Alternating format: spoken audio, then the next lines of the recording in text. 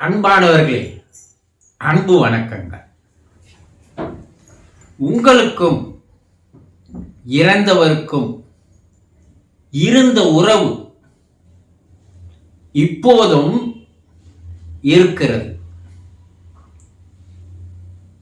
இறந்துட்டாங்கல்ல, அப்ப எப்படி அவங்களுக்கும் எங்களுக்கும் அந்த உறவு இருக்குன்றீங்க நீங்க கேட்கலாம். மனைவி இருந்து கணவன் இறந்து போயிருந்தால், அல்லது கணவன் இருந்து மனைவி இறந்து போயிருந்தால், அந்த கணவன் மனைவி உறவு என்பது இப்போதும் இருந்துதான் வருகிறது. இறப்பிற்கு பின்னால் அந்த கணவன் மனைவி உறவு என்பது அருந்து போகவில்லை, விடுபட்டு போகவில்லை, முடிந்து போகவில்லை, முற்றுப்புள்ளி வைக்கவில்லை. அது தொடர்கதையாக தொடர்ந்து கொண்டுதான் இருக்கிறது. ஏனென்றால் அந்த மனம் என்ற ஒன்று இருக்கிறது அல்லவா, அந்த மனம்தானே இத்தனை ஆண்டுகளாக உங்களோடு பழகி வந்தது, பேசி வந்தது, அன்பு காட்டியது, ஆறுதல் கூறியது,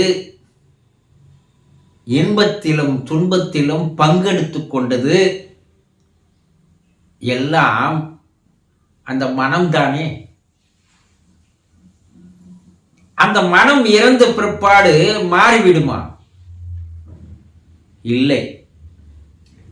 பல பேருக்கு இறந்து போனவருடைய மனம் இறந்து போய்விட்டதாக தான் நினைத்துக் கொண்டிருக்கிறார்கள். கிடையவே கிடையாது. இறந்து போனவர் என்று சொல்வது அவருடைய உடலை, தேகத்தை, அதுதான் இறந்து போச்சு. அவருடைய மனமும் அவருடைய ஆன்மாவும் இறக்கவில்லை, இன்னும் வாழ்ந்து கொண்டுதான் இருக்கிறது. அப்போ மனைவி இருந்து கணவன் இறந்து போயிருந்தாலும் அந்த கணவன் தன்னுடைய மனைவியை மனைவியாகத்தான் பார்த்து கொண்டிருக்கிறான்.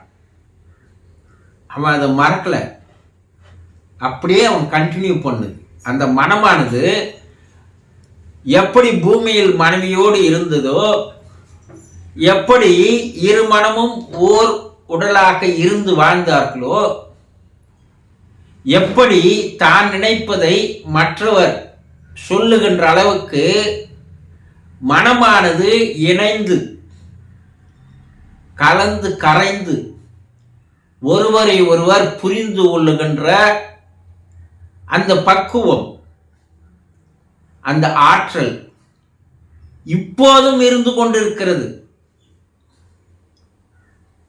உயிரோடு வாழ்ந்து கொண்டிருக்கின்ற மனைவி ஐயோ நம்முடைய கணவன் போய்விட்டானே என்று கவலைப்பட வேண்டிய அவசியம் இல்லை.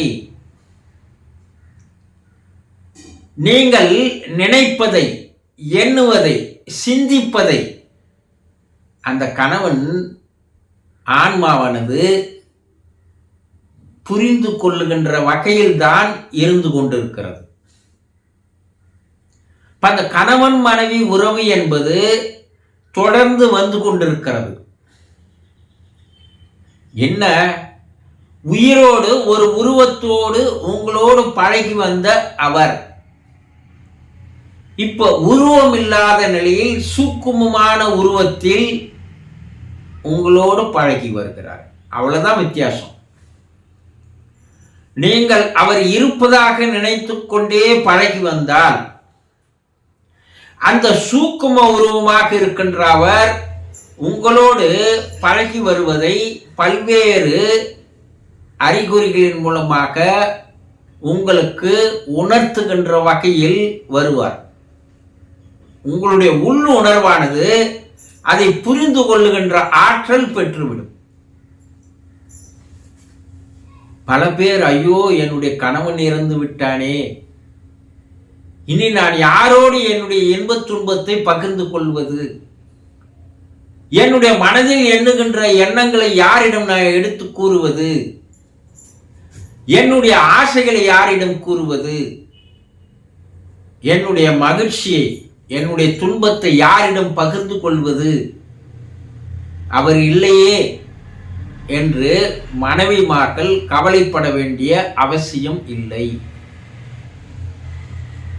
அவர் உருவமில்லா நிலையில் இருந்தாலும் உங்களோடு தான் பழகி வருகிறார்.